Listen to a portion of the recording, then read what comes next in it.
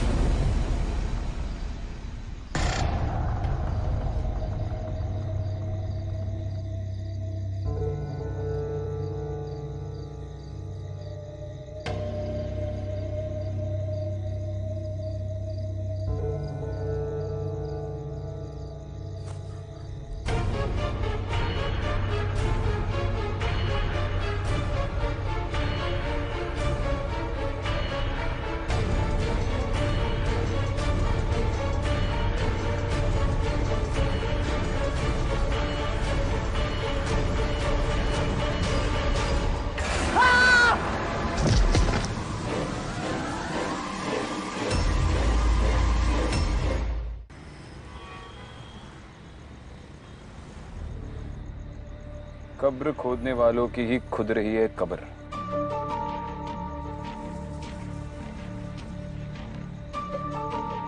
कब्रिस्तान में कब्र खोदने वाले को कोई क्यों मारेगा, वो भी इतनी बेरहमी से। तुमने गौर किया?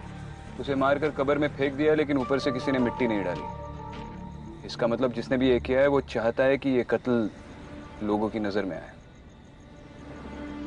ये कम्युनल झगड़ा भी हो सकता है। सुरेश सर भी कह रहे थे उस कम्युनिटी के लोग काफी घबराए हुए।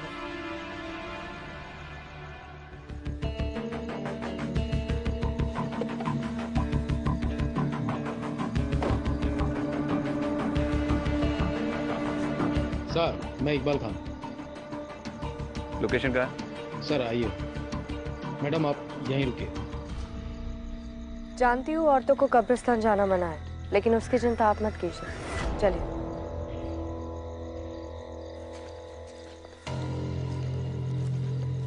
सर यही जगह है।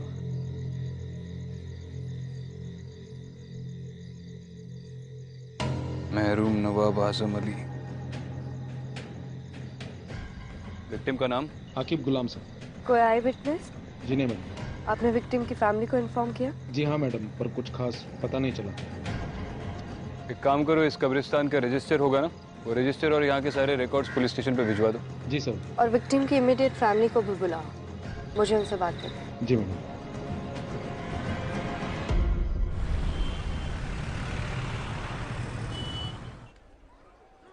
माफ कीजिए, आपसे कुछ सवाल पूछने थे, इसीलिए अभी आपको तकलीफ दी। आप ठीक तो है? अब कुछ ठीक नहीं हो सकता। एक बेटी है हमारी, हर वक्त पूछती रहती है अब्बू कहाँ है, अब्बू कब आएंगे। मना किया था हमने, कब्रिस्तान का काम मत करो, कोई और नौकरी भी तो ढूंढ सकते हो। कहते थे खुदा का दिया वक्त ठुकराते नहीं। आकिब ने कब्रिस्तान की नौकरी कब से शुरू की? 3-4 हफ्ते पहले। और इन 3-4 हफ्तों के दौरान आपकी उससे कितनी बार बात हुई होगी? 1-2 बार बात हुई थी, पूछने पे बोलते थे सब सलामत, पर नहीं।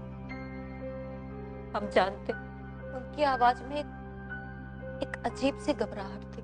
सब कहते हैं उस कब्रिस्तान में शैतान का साया, ये सब उसी का किया हुआ है। ठीक है, आप जा सकती हैं। अगर दोबारा जरूरत पड़ी तो बुलाएगी।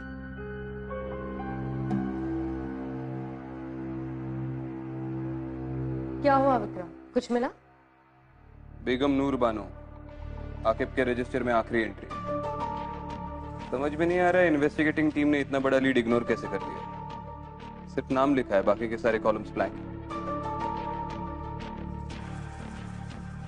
पर ये बेगम नूर बानो है कौन? उसके घर का पता चल गया।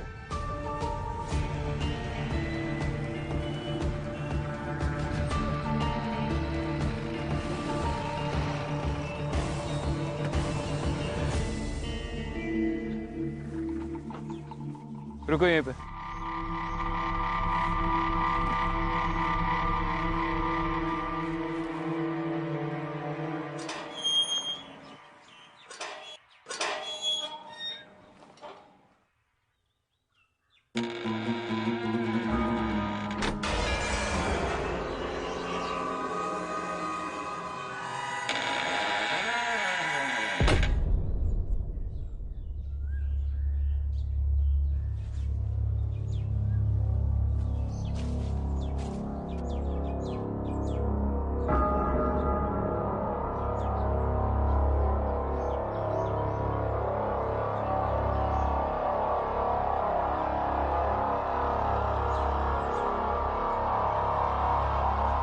आप कौन? हमारी छोड़िए, आप बताइए कि आप कौन? पुलिस। एक इन्वेस्टिगेशन के सिलसिले में यहाँ पर आए हैं। आप अंदर नहीं जा सकते। अच्छा, आप रोकेंगे पुलिस को? नाम क्या है तुम्हारा? नासिर। ये हवेली किसकी है? हमारे नवाब साहब की। वो है अंदर? नवाब साहब को गुजरे हुए जमाना हो गया है। हम नवाब साहब के खानदानी मुलाजिम हैं। नवाब साहब के गुजरने के बाद हम बेगम नूर की खिदमत में लगे हुए हैं। बेगम साहिबा ने खास हिदायत दे रखी है कि कोई उन्हें परेशान ना करे, और वो खुद भी बाहर नहीं निकलती है। आपके नवाब साहब का नाम क्या था? मरहूम नवाब आजिम अली। और आपकी बेगम नूर बाहर नहीं निकलती, मतलब कब से वो हवेली के अंदर ही रहती है? ये आज की बात नहीं है। नवाब साहब के गुजरने के बाद बेगम साहिबा ने अपने आप को हवेली में बंद कर लिया। पिछले 3 महीनों से उनको किसी ने नहीं देखा है। मैं हर रोज दोनों वक्त का खाना दरवाजे पर रख देता हूँ। वो तो खुदा का शुक्र है कि वो खाना खा लेती है। तो पिछले 3 महीनों में आप बेगम साहिबा से बिल्कुल मुखातिब नहीं हुए? बेगम साहिबा की आदत थी, वो इससे पहले भी 3-4 बार ऐसा कर चुकी है। वो अपने आप को कमरे में बंद कर लिया करती थी। शुरू में तो हमको भी बड़ा अजीब सा लगता था। डर लगता था कहीं बेगम साहिबा को कुछ हो ना गया हो। और हमें उनसे मिलना हो तो? मैंने कहा ना साहब, उनसे कोई नहीं मिल सकता। यही बेगम साहिबा का फरमान है।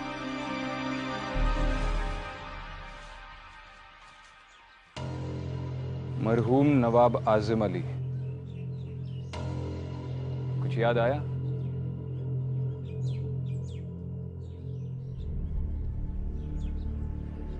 इस इमारत के हश्र को देखकर समझ में आता है इसकी नींव कितनी मजबूत होगी।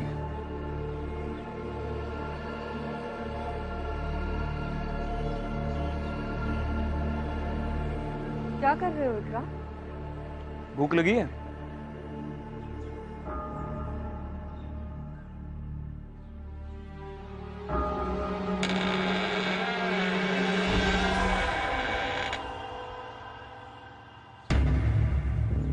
चलो।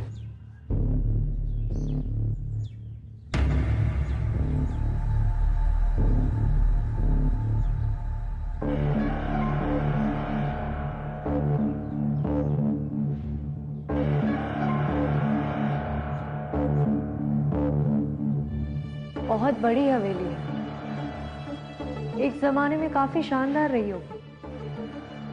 इसकी हालत देखकर लगता नहीं है यहाँ पर कोई रहता होगा।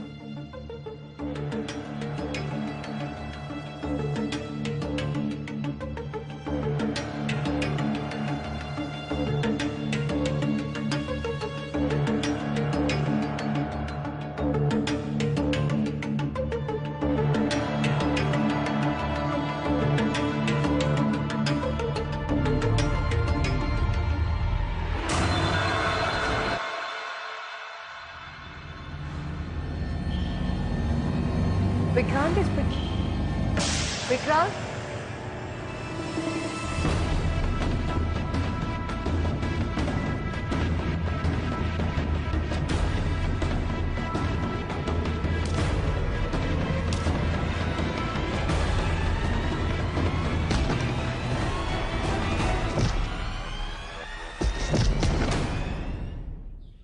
छोड़ दिया साहब, मुझे छोड़ दिया साहब। क्यों बे, सिर्फ खाना चुराने आया था और भी कोई प्लान था तेरा?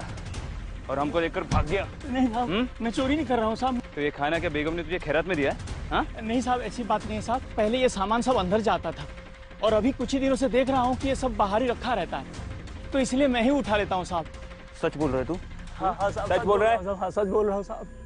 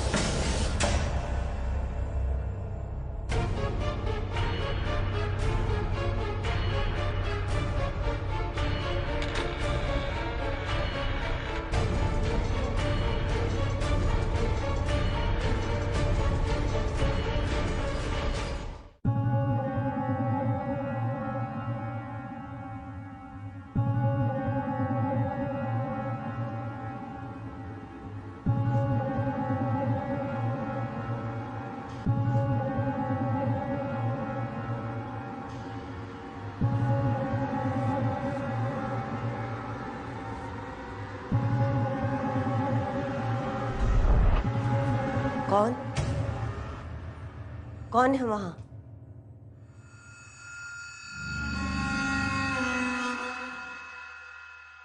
तुम अंदर कैसे आई?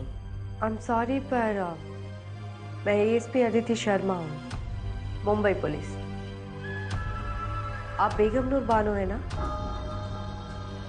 आपसे कुछ बात करनी है। किसी के घर में बगैर इजाजत के चोरों की तरह कैसे चले आए?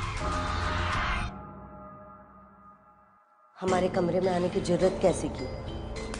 देखिए, मैं सिर्फ अपना काम कर रही हूँ। नासिर, मैम, मुझे आपसे एक मर्डर के सिलसिले में कुछ बात करनी है।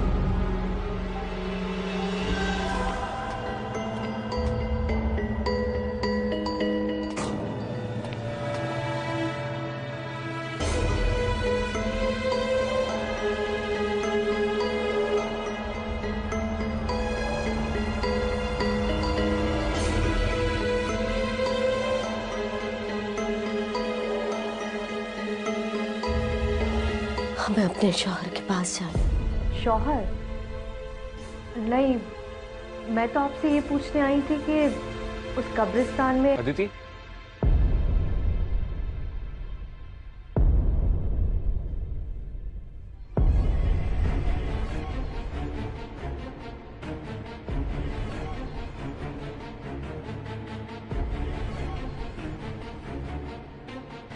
चलो।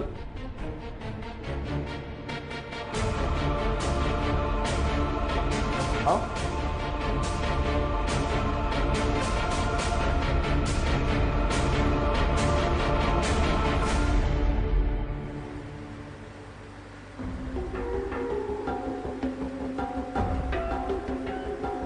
तुम ठीक हो? हाँ।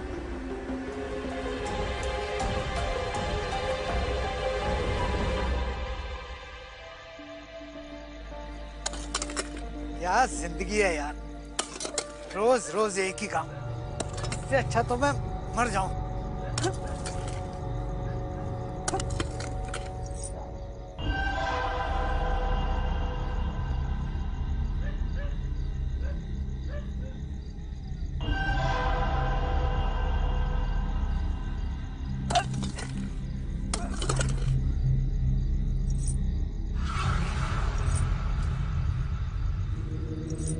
कौन है?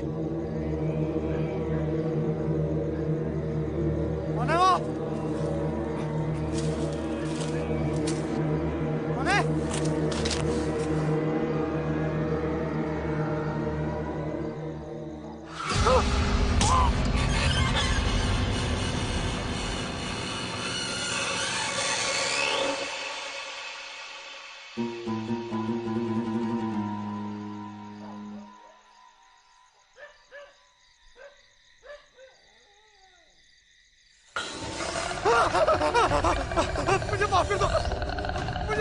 हमें अपने शौहर के पास जाना है। हमें अपने शौहर के पास जाना है।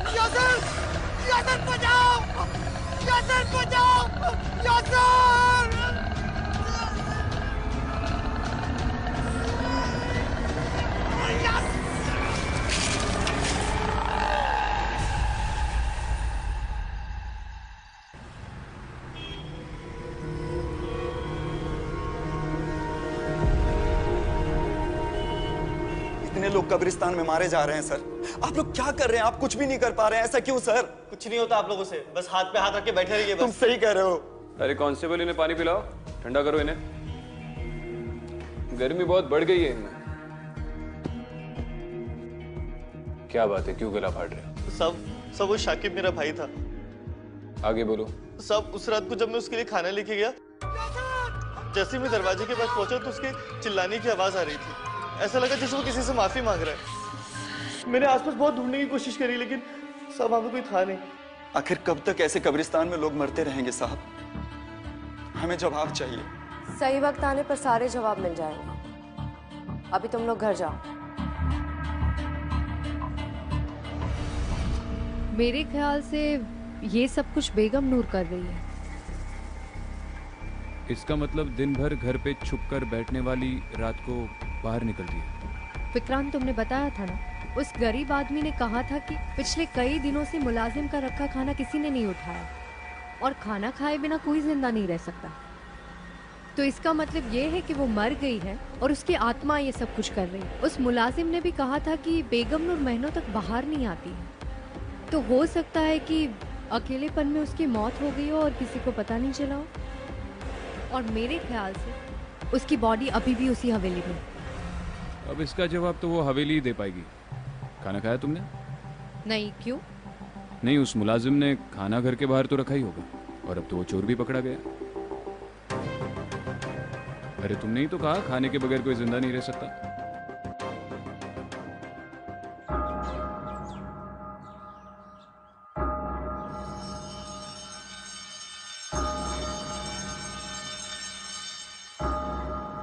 आइडियली इंसान की लाश 4 दिन के बाद सड़ना शुरू हो जाती है, लेकिन ताज्जुब की बात यह है कि इस हवेली में बदबू बिल्कुल नहीं आ रही। अगर उसकी लाश पिछले 3 महीनों से यहां पर पड़ी हुई है तो बदबू जरूर आती। कोना कोना छान मारो and Aditi look for a stench.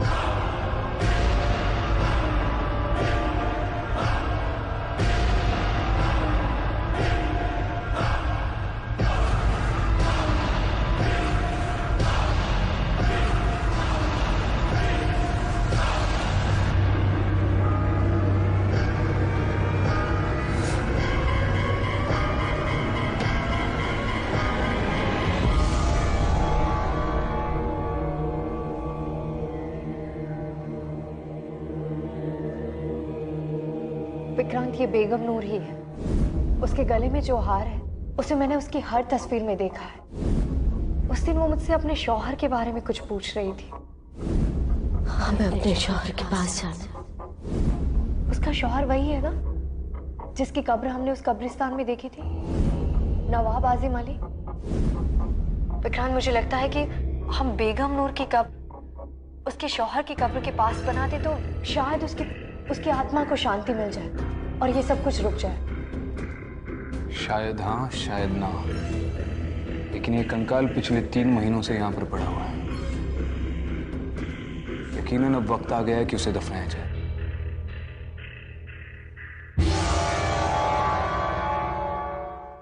चलो, खुदा का लाख लाख शुक्र है कि अब अपने सर से मुसीबत हमेशा के लिए टल गई।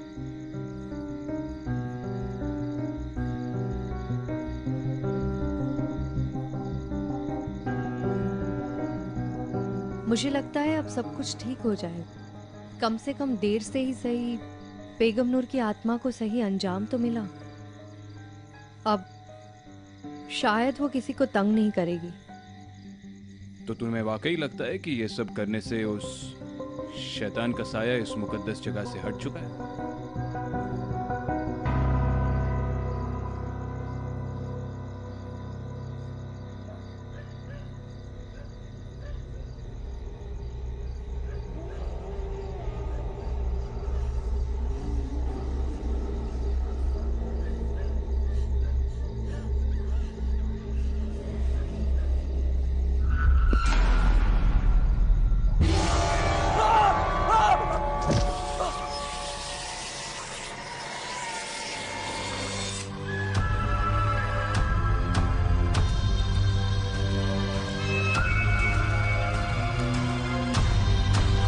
हमें अपने शौहर के पास जाना है।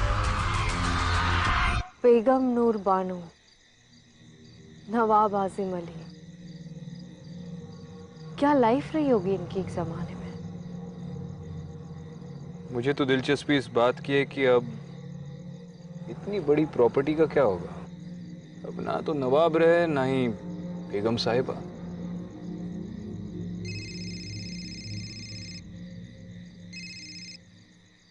हाँ यासर, क्या? अच्छा ठीक है, बाद में बात करता हूँ। क्या हुआ? कब्रिस्तान के केयरटेकर पर फिर से किसी ने अटैक किया। मुझे पता था। ये इस केस का अंत नहीं हो सकता। क्या मतलब है? तुम्हें ऐसा क्यों लग रहा है? केयरटेकर का कहना है कि जिस औरत ने उस पर अटैक किया वो भी बार बार वही कह रही थी। हमें अपने शौहर के पास जाना है।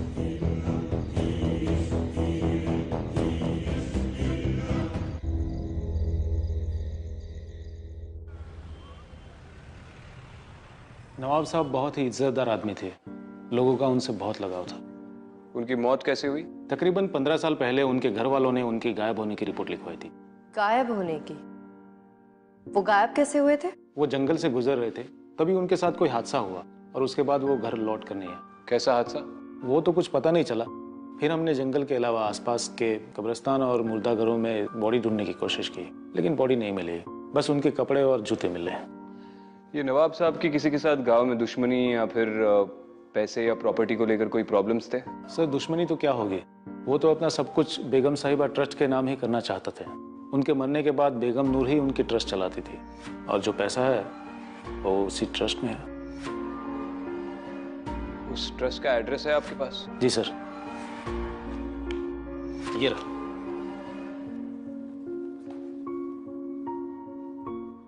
ओल्ड भोपाल।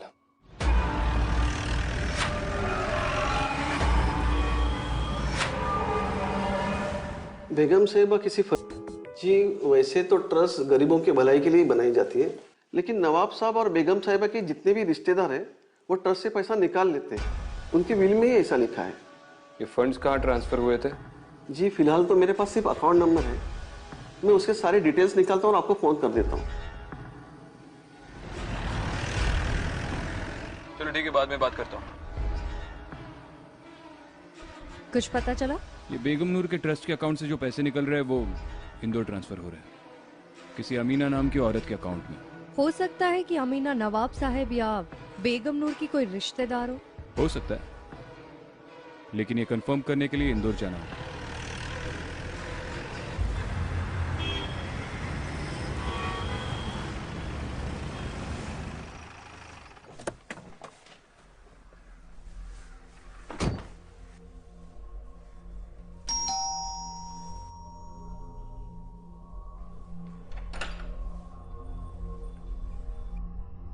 जी बोलिए, आप कौन? आप अमीना? जी आप? मुंबई पुलिस, आपसे कुछ बात करनी है, अंदर आ सकते हैं? हम आपसे एक केस के सिलसिले में बात करने आए हैं। हाँ पूछिए, क्या पूछना है आपको? आप बेगम नूर बानो को जानती है? हाँ, नाम सुना है उनका। अच्छा, तो उनके ट्रस्ट से पहले 25 लाख और फिर 10 लाख, टोटल मिला के 35 लाख आपके अकाउंट में कैसे जमा हुए? अच्छा ठीक है, आप उनके शौहर नवाब आजम अली को तो जानती होंगी।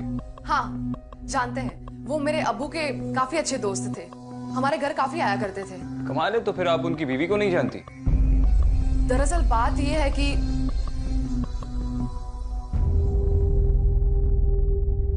अमीना जी, इन तस्वीरों में आपके शौहर नहीं दिखाई दे रहे। आप यहाँ अपने बच्चों के साथ अकेली रहती हैं? जी वो बाहर गए हैं, मेरा मतलब है कि वो देश के बाहर काम करते हैं। बड़ा लंबा सफर तय करके आए हैं हम। जी? एक गिलास पानी मिलेगा?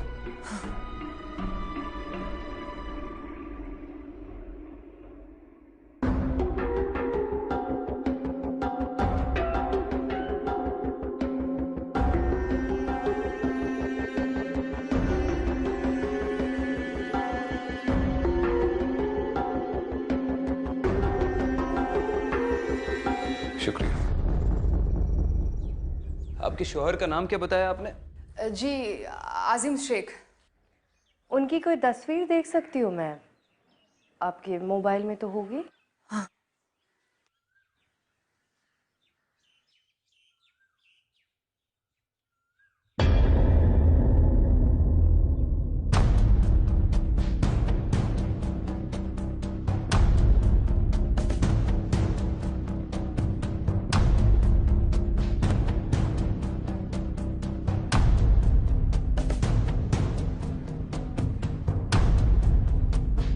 नवाब साहब? लेकिन आप लोग कौन हैं? अरे नवाब साहब आइए, बैठिए बैठिए, आप ही का घर है, आइए आइए।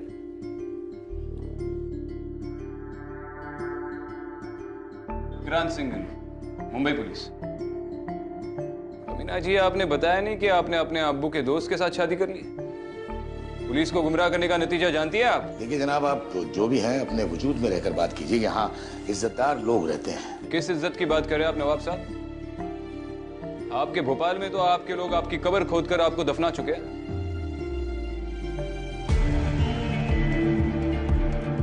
नवाब साहब, आपकी पहली बीवी बेगम नूर बानो आपको 15 साल से ढूंढ रही है और आप यहाँ पर?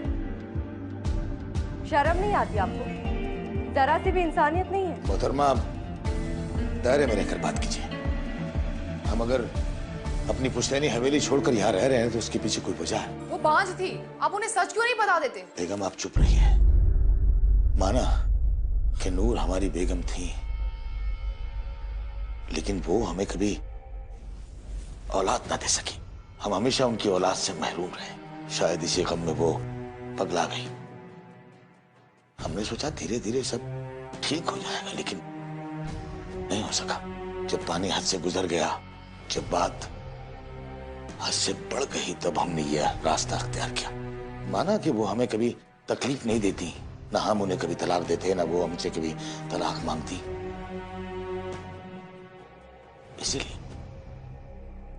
इसीलिए हम अपनी जायदाद, अपनी हवेली, सब कुछ छोड़कर चले आए उनके नाम। उन्होंने वो हवेली नहीं छोड़ी, चुके उन्हें अंदेशा था कि उस पर कब्जा ना हो जाए।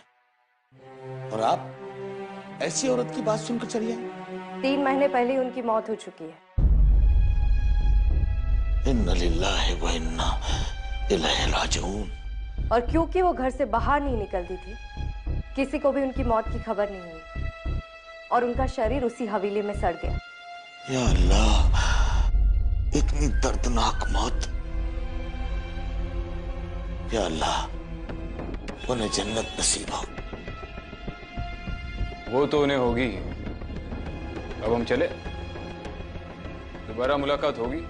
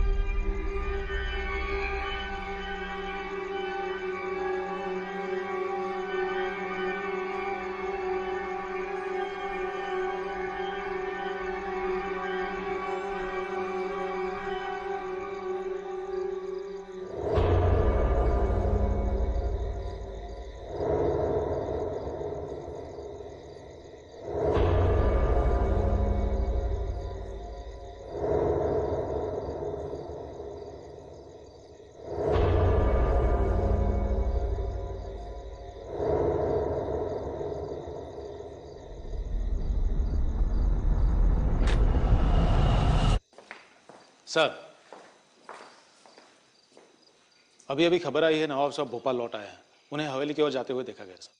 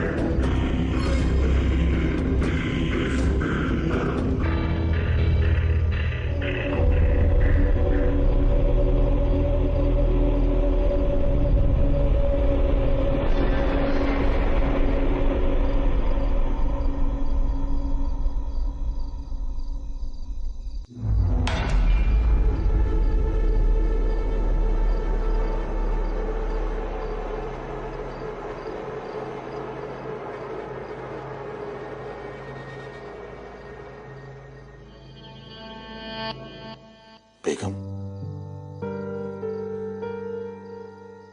हम आपके कसूरवार हैं, गुनहगार हैं आपके। बखुदा, हमारा मकसद आपको तकलीफ देना नहीं था, लेकिन क्या करते, थक गए थे। हमने आपके साथ बहुत बुरा किया,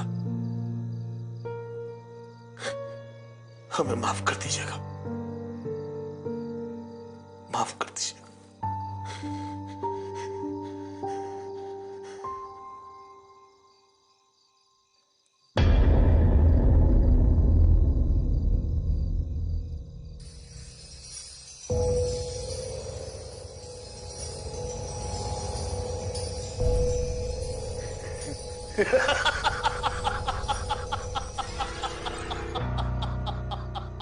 ये हवेली, ये घर, यहाँ की एक एक चीज मेरी है, मेरी।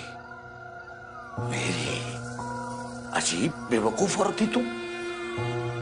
खुद को 15 साल इस हवेली में बंद रखा। अच्छा हुआ कि हमने तुम्हें छोड़ दिया, वरना तुम तो हमें भी अपने साथ पागल कर देती। बेगम नूर, अरे अगर मरना ही था तो 15 साल क्यों हमें हमारे ही घर से दूर रखा?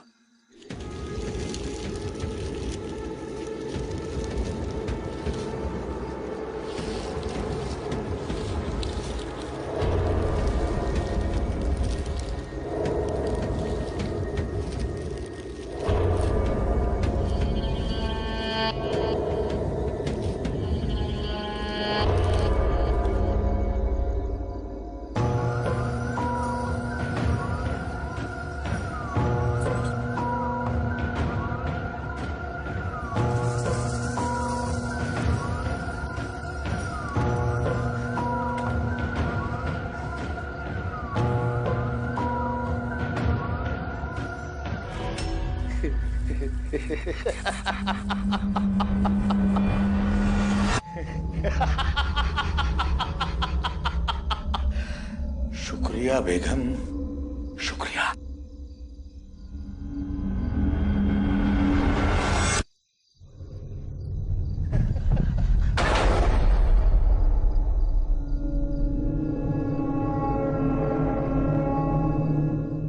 दरवाजा खोलो, दरवाजा खोलो। नासिर, कहाँ जा रहे हैं आप?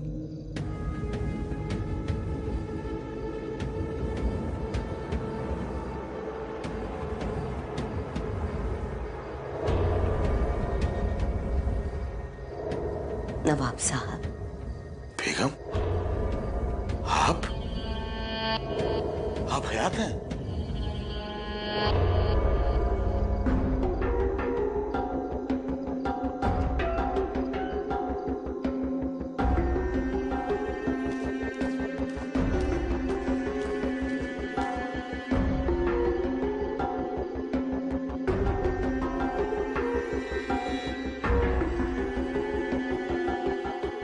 साल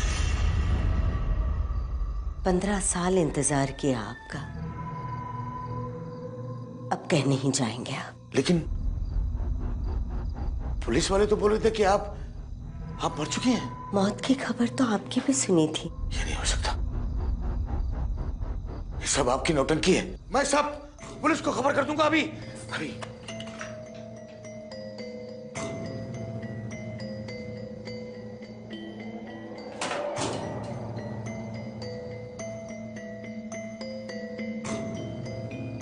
बेगम,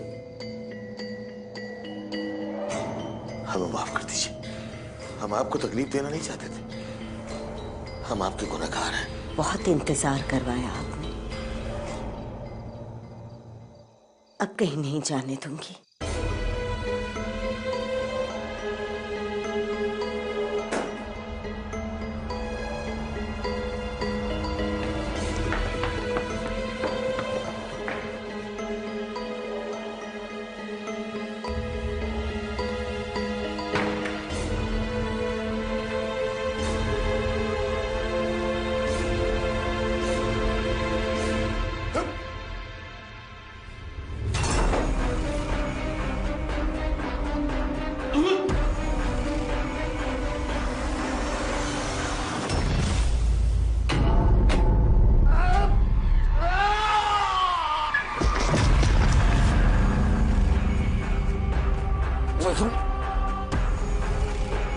मैं तुम्हारा गुनहगार,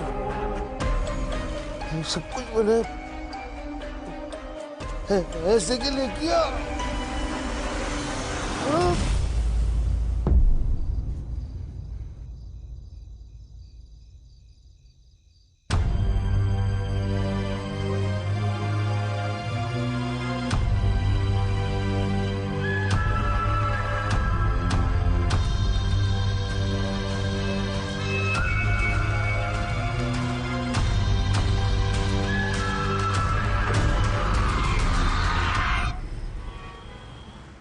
तुम्हारी अमीना से बात हुई? हाँ, इन्फॉर्म कर दिया और कब्रिस्तान कम्युनिटी वालों की रिक्वेस्ट के बारे में भी बताया। सरप्राइजिंगली वो मान भी गई। कौन सी रिक्वेस्ट? वो लोग चाहते थे कि नवाब साहब की कब्र बेगम नूर की कब्र के पास बनाई जाए ताकि उनकी आत्मा को शांति मिले। और अमीना इस बात को मान गई? मान गई।